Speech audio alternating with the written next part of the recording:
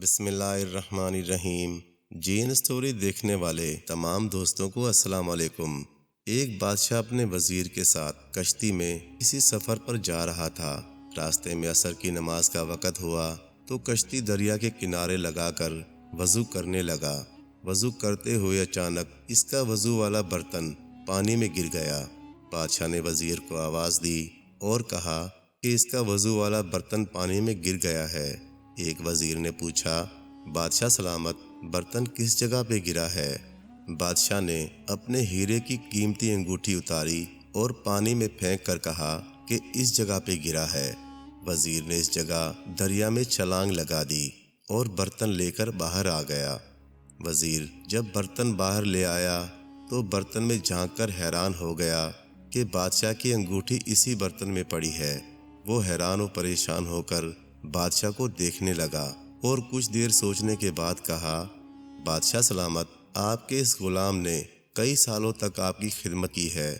اب میں بڑھاپے کے قریب ہوں اور مزید آپ کی خدمت کرنے سے قاصر ہوں، چنانچہ اب میں آپ سے رخصت چاہتا ہوں۔ بادشاہ نے وزیر کو بہت روکا، لیکن وزیر کے بے حد اصرار پر بالآخر بادشاہ نے اسے کہا کہ ٹھیک ہے، اگر تم جانا چاہتے ہو تو چلے جاؤ۔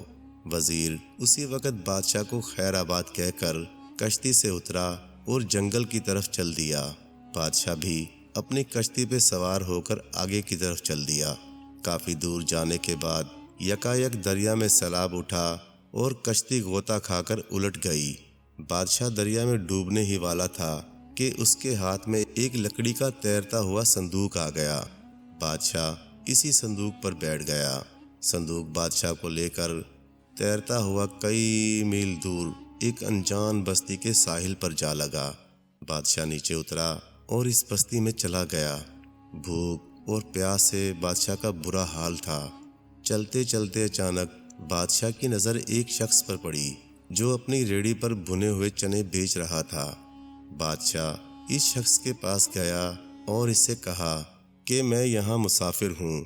میں کشتی میں سفر کر رہا تھا کہ یکایک سیلاب آیا اور میرا تمام ساز و سامان اور اشرفیاں دریا میں بہہ گئیں۔ بڑی مشکل سے جان بچا کر ادھر پہنچا ہوں۔ اب میرے پاس کھانے کو کچھ نہیں۔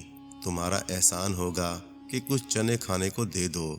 بادشاہ کی حالت دیکھ کر اس شخص نے کچھ چنے بادشاہ کو دے دیے اور ساتھ ہی کہا کہ اگر تم روزانہ جنگل سے لکڑی کاٹ کر مجھے لا دو تو میں اس کے بدلے تمہیں بھنے ہوئے چنے دے دیا کروں گا۔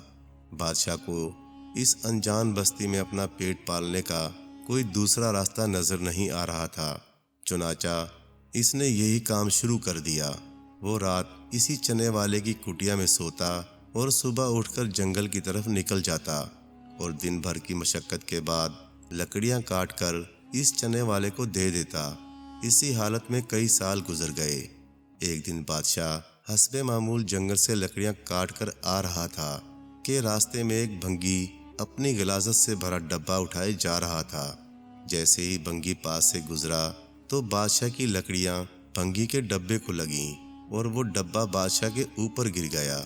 ڈبہ گرنے کی وجہ سے بھنگی نے اور پاس سے گزرنے والوں نے بادشاہ کو پکڑ لیا اور اس کی خوب درگت بنائی اور ڈبے میں بچی ہوئی غلاظت بھی اس کے اوپر انڈیل دی۔ بادشاہ مار کھا کر دوبارہ اپنی لکڑیاں اٹھا کر منزل کی طرف چل دیا۔ چلتے چلتے اچانک اسے شاہی لباس میں ملبوس کچھ آدمی اور گھوڑے نظر آئے۔ بادشاہ کو اندازہ ہوا کہ اس سلطنت کا بادشاہ گزر رہا ہوگا۔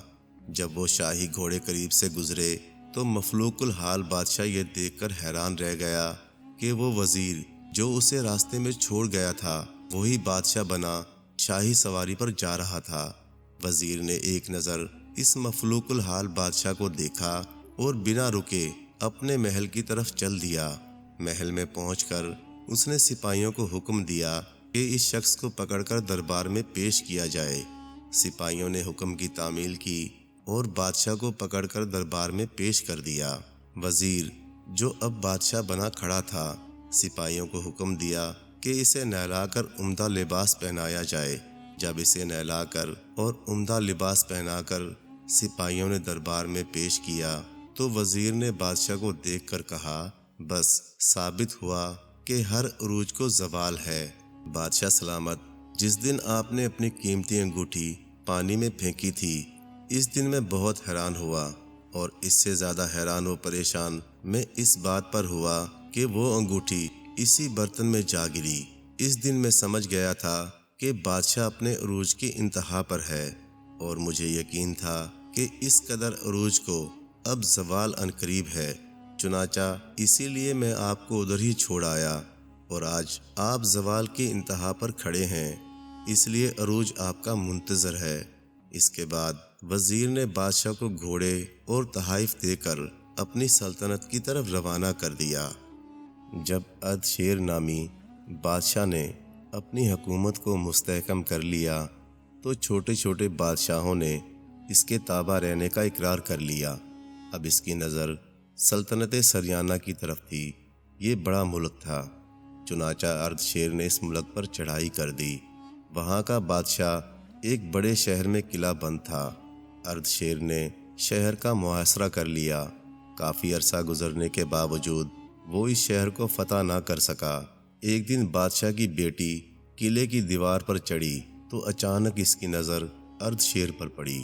اس کی مردانی وجاہت و خوبصورتی دیکھ کر شہزادی اس کی محبت میں گرفتار ہو گئی اور عشق کی آگ میں جلنے لگی۔ بالآخر نفس کے ہاتھوں مجبور ہو کر اس نے ایک تیر پر یہ عبارت لکھی: اے حسین و جمیل بادشاہ، اگر تم مجھ سے شادی کرنے کا وعدہ کرو تو میں تمہیں ایسا خفیہ راستہ بتاؤں گی جس کے ذریعے تم تھوڑی سی مشقت کے بعد بآسانی اس شہر کو فتح کر لوگے۔ پھر شہزادی نے وہ تیر اردشیر بادشاہ کی جانب پھینک دیا۔ اس نے تیر پر لکھی عبارت پڑھی اور ایک تیر پر یہ جواب لکھا: اگر تم نے ایسا راستہ بتا دیا تو تمہاری خواہش ضرور پوری کی جائے گی، یہ ہمارا وعدہ ہے، اور تیر شہزادی کی جانب پھینک دیا۔ شہزادی نے یہ عبارت پڑھی تو فوراً خفیہ راستے کا پتہ لکھ کر تیر بادشاہ کی طرف پھینک دیا۔ شہوت کے ہاتھوں مجبور ہونے والی اس بے مروت شہزادی کے بتائے ہوئے راستے سے اردشیر بادشاہ نے بہت جلد اس شہر کو فتح کر لیا۔ غفلت و بے خبری کے عالم میں بہت سارے سپاہی ہلاک ہو گئے اور شہر کا بادشاہ بھی قتل کر دیا گیا۔ حسب وعدہ اردشیر نے شہزادی سے شادی کر لی۔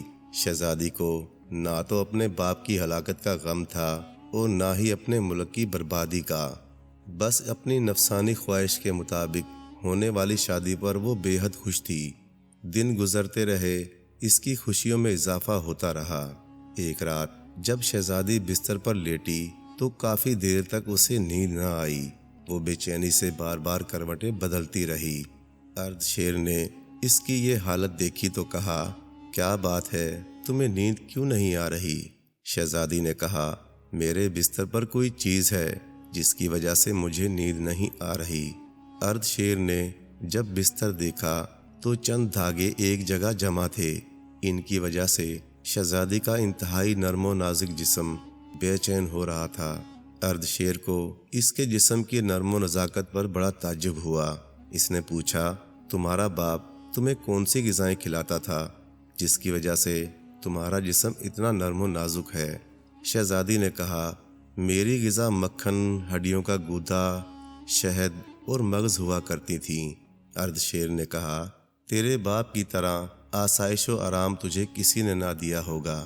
تو نے اس کے احسان اور قرابت کا اتنا برا بدلہ دیا کہ اسے قتل کروا ڈالا۔ جب تو اپنے شفیق باپ کے ساتھ بھلائی نہ کر سکی تو میں بھی اپنے آپ کو تجھ سے محفوظ نہیں سمجھتا۔